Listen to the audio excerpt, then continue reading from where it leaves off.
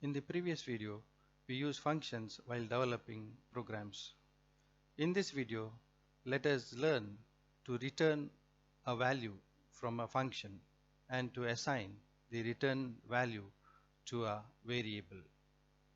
Also, let us understand the role of special value called none and the use of special arguments called keyword parameters. When we define a function, the function call evaluates to a value. For example, the function length evaluates to an integer value, which is the length of a string, that is the number of characters present in a given string. In general, any function call will evaluate to a value, and the evaluated value is a return value of that function. While creating a function with parameters, programmer can return a value with the special Python statement called return statement. A return statement has two parts. First is the return keyword, and second is the value or expression that the function should return. And the expression used with the return statement will return a value, that is the value that is evaluated with that expression. As an example, let us define a function that returns different string depending on the number that is passed to a function.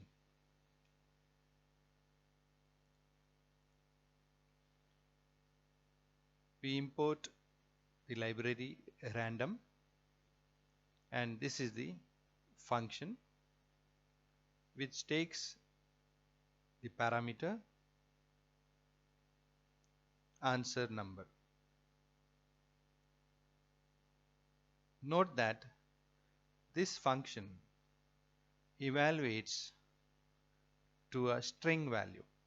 It means that the function returns a string value that is depending upon the parameter. If the parameter answer number holds the value 1, then it returns it is certain. If the parameter holds the answer number 8, then it returns the function getAnswer returns outlook not so good. This is the main program where we generate a random number between 1 to 9, as we consider only the parameters between 1 to 9, and we pass that random number that is generated with randint to a function getAnswer, and this getAnswer function evaluates to a string, and that string is assigned a return value, which is a string, is assigned to a variable called fortune, and there we display the variable that is actually the returned string by the function getAnswer. The previous program uses one library that is called random, wherein we used randint function to generate the random number between 1 to 9. And we defined a function getAnswer function which takes one argument, which is of type integer, and the function evaluates to a value which is of type string, and this return value is assigned to a variable in the main function by having a function call with the function name and the parameter, that is the random number generated with the randint function. Programmer can define a function with return statement or without return statement.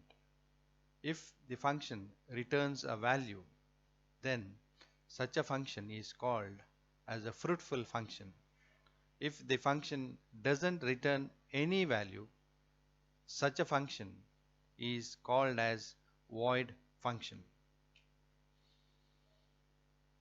Note that the programmer can also pass the return values as an argument to another function.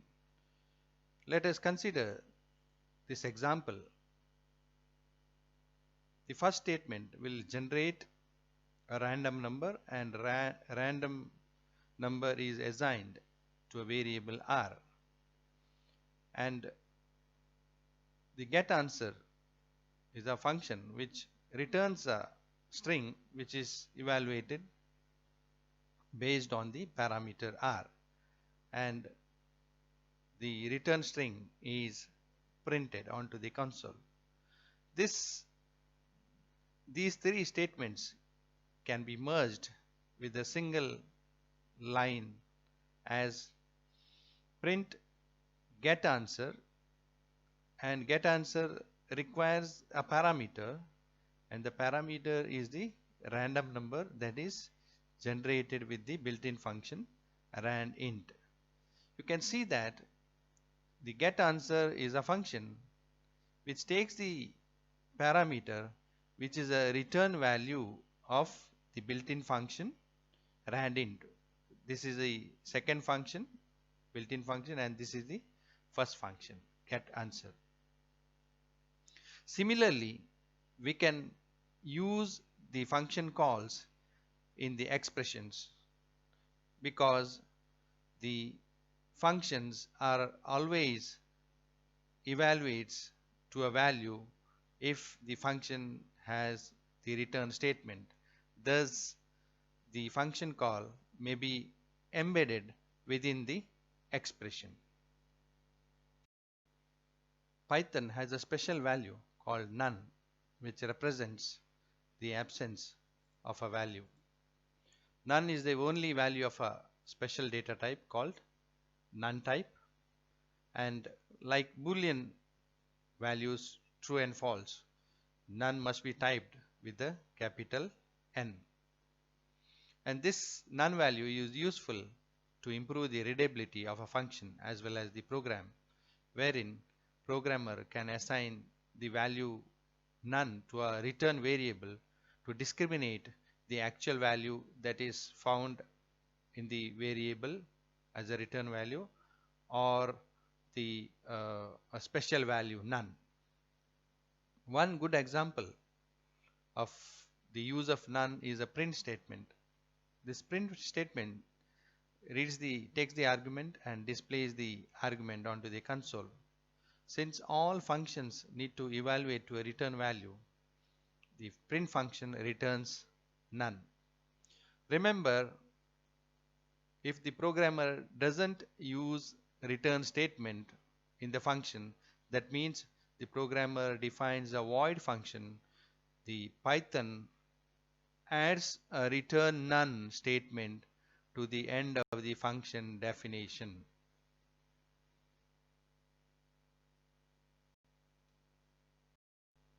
With functions, most of the arguments are identified by their position in the function call.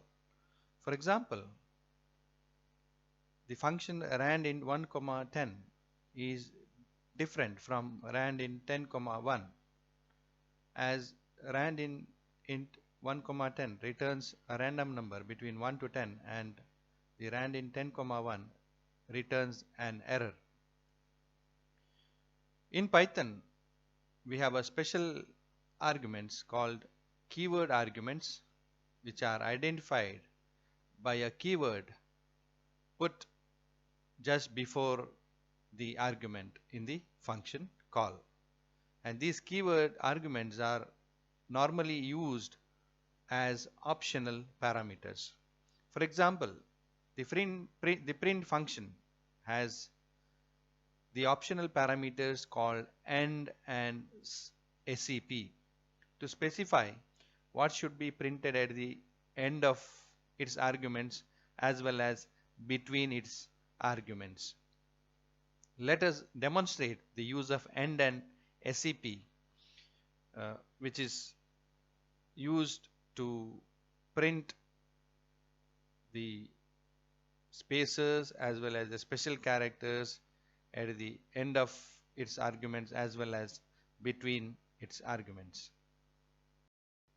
In this example, we have two print statements, and the output of these two print statements appear on separate lines because the print function automatically adds a new line character to the end of the string. Let us take up another example. The output of these two print statements is a single line wherein we get the single string hello world, as we have used the default argument, that is a keyword argument end, with the empty string or blank string. Similarly, when we pass multiple string values to a print function, the print function automatically adds single space between the string values. If we print these two strings, these three strings with the print function, we see the result having these three strings with single space between them. This is the default behavior of a print function, wherein the single space is automatically added between the multiple string values. The default behavior of adding single space between multiple string values can be changed with the keyword argument called SEP, separator.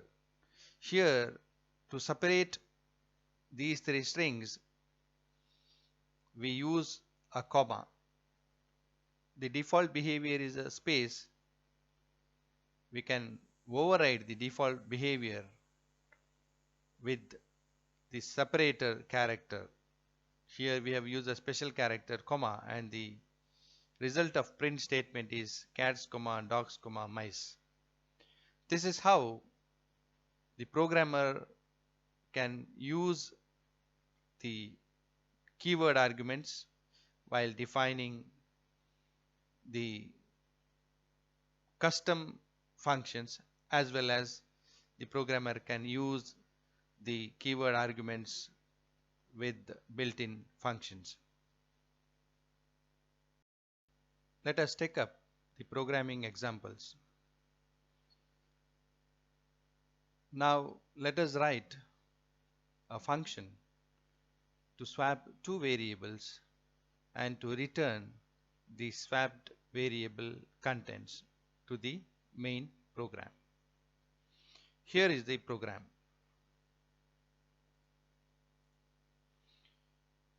We define a function called swap, which takes two parameters, variable 1, variable 2, and this is a fruitful function which returns a tuple.